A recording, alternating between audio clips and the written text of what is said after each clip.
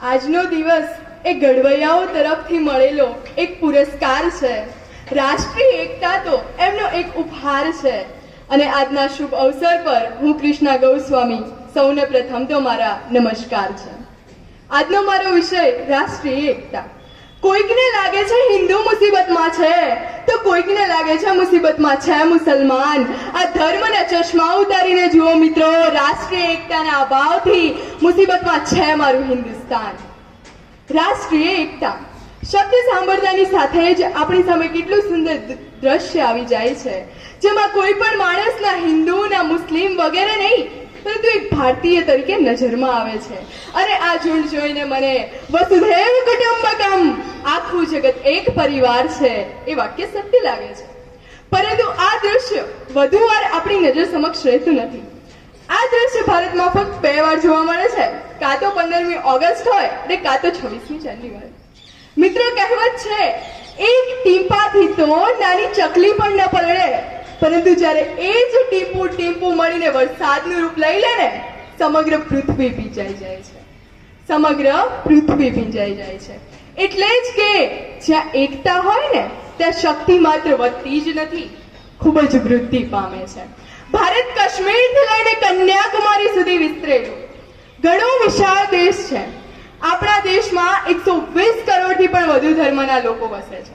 અને ઇતિહાસ એક વાતનો સાક્ષી છે કે જ્યારે જ્યારે ભારતની એકતા તૂટી છે ત્યારે ત્યારે વિદેશીઓએ આપણા પર રાજ કર્યું છે અને આપણને ગુલામ બનાવ્યા છે. આમ જોવા જઈએ ને તો જીવનમાં ઘણા ક્ષેત્રે એકતા દેખાય છે, જેથી ખબર પડે છે કે એક દોરો તો નાનું છોકરું એ તોડી નાખે, પરંતુ જ્યારે એ જ દોરો મળીને મોટું દોરડું બને ને તો એને તોડવાની ક્ષમતા કદાચ હાથીમાં પણ હોતી નથી. એકતા દર્શાવવા ઘણી વાર્તાઓ છે, ઘણાય ઉદાહરણ છે, પરંતુ એક કીડી મળીને મુશ્કેલમાંથી મુશ્કેલ કામને પણ સહેલું કરે છે. અને મધમાખીઓ એક ટીમ્પુ મધ ભેગું કરીને મોટા મધપૂડાનું સર્જન કરે છે. આજે આપણી એકતા કયા રસ્તે ભટકી રહી છે? આપણે આપણા સ્વાર્થ માટે ધર્મ, ભાષા, જાતિ વગેરે દિવાલો ઊભી કરી રહ્યા છે. આપણેની જગ્યાએ માત્ર હું ને હું જ રહ્યું છે. હું તમને પૂછું છું, જમીન તો વહેંચી દીધી, આકાશ વહેંચી બતાડો ને તો માનું. ધર્મમાં વહેંચ્યા છે માણસોને, પક્ષી વહેંચી બતાડો ને તો માનું. જન્મતા જ બાળકને કઈ રીતે ઓળખો છો, હિન્દુ છે કે મુસલમાન, એની નિશાની તો બતાડો તો માનું. કે પોતાના પરિવારને તો તું પ્રેમ કરે જ છે, વસુધૈવ કુટુંબકમ, રાષ્ટ્રીય એકતાથી સત્ય હકીકત કરી બતાડો તો માનું.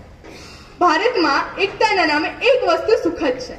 રામકૃષ્ણના નામે હિન્દુ એક છે, મોહમ્મદના નામે મુસલમાન એક છે, જીસસના નામે ખ્રિસ્તી એક છે, તો પછી ભારતના નામે ભારતીય એક કેમ નથી?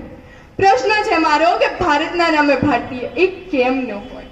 જો આજે ખરેખર દેશમાં રાષ્ટ્રીય એકતા હોત, ખરેખર દરેક વ્યક્તિમાં પ્રતિજ્ઞા હોત કે ભારત મારો દેશ છે ને બધા ભારતીય મારા ભાઈ બહેન છે, વિચારો શું અત્યાચાર દેશમાં હોત? જો ભારતને પોતાનો પરિવાર જ માનત તો ભ્રષ્ટાચાર કરી પોતાના પરિવારને જ લૂંટત, બોમ્બ બ્લાસ્ટ કરી પોતાના પરિવારને જ ઉડાડત. દરેક સ્ત્રીને પોતાની બહેન માનત તો સ્ત્રીનું આરક્ષણ આજે દેશમાં હોત? ખરેખર આવું વિચારીએ ને તો ઘણું છે કે ખરેખર ભારતમાં રાષ્ટ્રીય એકતા હોત તો ગુના નામની કોઈ વસ્તુ દેશમાં હોત જ નહીં.